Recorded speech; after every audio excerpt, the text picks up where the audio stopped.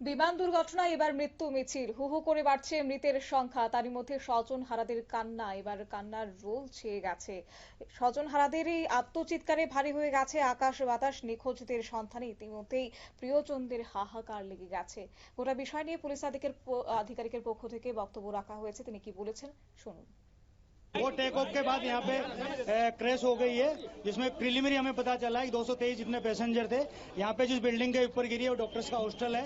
तो इंसिडेंट बनने के विदिन 2-3 मिनट्स में पुलिस, बाकी सभी बॉडियां, सिविल एडमिनिस्ट्रेशन, कॉर्पोरेशन वगैरह सभी लोग आ गए थे। फायर फाइटर वगैरह स्थल पे हाजिर है। लोगों को बचाने की और रेस्क्यू करने की कार्रवाई जारी है। ऑलमोस्ट 70 से 80% एरिया हमने क्लीन कर लिया, बाकी आने समय में हम लोग क्लियर कर लेंगे।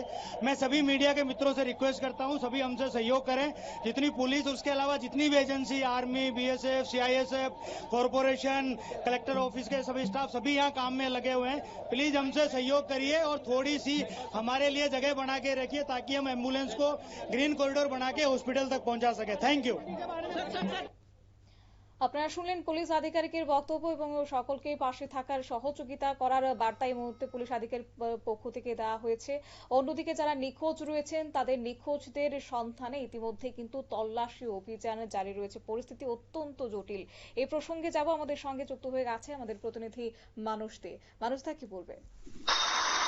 হ্যাঁ শতাব্দী, আজকে আহমেদাবাদ থেকে লন্ডনে এয়ার ইন্ডিয়ার একটি বিমান আনুমানিক দুপুর 1:38 যখন আহমেদাবাদ এয়ারপোর্ট থেকে আকাশে উঠল, ঠিক তার কিছুক্ষণের মধ্যেই এটি দুর্ঘটনার কবলে পড়ে। যতটুকু আমাদের কাছে খবর আছে, একটি চিকিৎসকদের হোস্টেলে এই বিমানটি আশ্রয় পড়ে। এতে এই বিমানে 223 জনের মতো যাত্রী ছিল। আমাদের কাছে যতটুকু খবর আছে, অসমর্থিত সূত্রের খবর, সেটা হচ্ছে সেই চিকিৎসকদের যে আবাসন বা হোস্টেল, সেই হোস্টেলে 20 জনের মতো চিকিৎসক ইতিমধ্যেই মৃত্যুবরণ করেছে। যদিও সরকারি এখনো কোনো বুলেটিন বা সরকার থেকে এখনো কিছু জানানো হয়নি। এই বিষয়ে দেখা যাচ্ছে যে এই বিমানে যে সমস্ত যাত্রীরা ছিল, হ্যালো, একেবারে যেমনটা বলছিলেন, এই যে সমস্ত যাত্রীরা ছিল, সেই সমস্ত যাত্রীদের যারা পরিবার ছিল, সেই পরিবাররা কিন্তু উৎকণ্ঠায় বিভিন্ন জায়গাতে ফোন করছে বা যোগাযোগ করার চেষ্টা করছে। যতটুকু খবর আছে, এই বিমানে এখন পর্যন্ত একজন যাত্রী হয়তোবা উদ্ধার করতে সক্ষম হয়েছে। সে এখনো জীবিত আছে, হাসপাতালে চিকিৎসাধীন আছে। আবারও বলছি, এটি অসমর্থিত সূত্রের খবর, সরকারিভাবে এখনো কোনো ঘোষণা করা হয়নি। ওই জায়গাতে ইতিমধ্যেই পুলিশ থেকে শুরু করে, সিভিল ডিফেন্স থেকে শুরু করে, ফায়ার সার্ভিস থেকে শুরু করে এবং কর্পোরেশনের তারা উদ্ধার কার্যে আছে। ইতিমধ্যেই প্রশাসন থেকে জানানো হয়েছে যে 70 থেকে 80% জায়গা ইতিমধ্যেই পরিষ্কার করা হয়েছে এবং যারা ভিতরে আটকে পড়েছিল তাদেরকে উদ্ধার কাজ চলছে। তবে আজকে রাত্রের মধ্যে হয়তোবা প্রশাসনের তরফ থেকে সুস্পষ্টভাবে জানিয়ে দেওয়া হবে যে কতজন মারা গেছে বা কতজন সুস্থ আছে। এই সমস্ত বিষয় অবশ্যই গুজরাট সরকার হেল্পলাইন নাম্বারও ইতিমধ্যেই চালু করবে। এই বিষয়ে যারা এই প্লেনের ভিতরে যাত্রী ছিল, তারা কিন্তু প্রচন্ড উৎকণ্ঠায় আছে।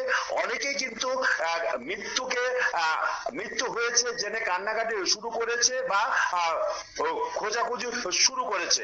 কিন্তু যতটুকু খবর এখনো সরকারি সূত্রে, সরকারিভাবে এখনো কতজন মারা গেছে বা কতজন আহত হয়েছে সেই বিষয়ে কিন্তু কোনো সুস্পষ্টভাবে এখনো জানানো হয়নি। শতাব্দী, একেবারেই অসংখ্য ধন্যবাদ।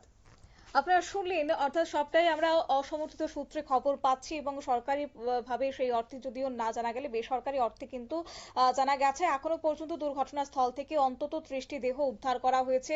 উদ্ধারকারী দলের সদস্যদের উদ্ধার করেছে তারা, এমনটাই খবর। এছাড়াও বিমানের ভেতর এখনো পর্যন্ত অনেকে আটকে রয়েছে বলে আশঙ্কা করা হচ্ছে। মাত্র 625 ফুট উপরে উঠেই মুখ থুবড়ে পড়েছে এই বিমানটি, যার ফলে রীতিমতো পরিবারে যারা স্বজন হারা হয়েছেন, যারা এখন খবর পেয়েছেন যে তাদের পরিবারের কেউ সন্তান, কেউ বা তার পরিবারের কোনো আত্মীয় স্বজনদের হারিয়েছেন, সেই পরিবারগুলিতে কিন্তু এখন শোকের ছায়া নেমে এসেছে। কান্নার রোলে এক প্রকার আকাশ বাতাস ভারী হয়ে উঠেছে।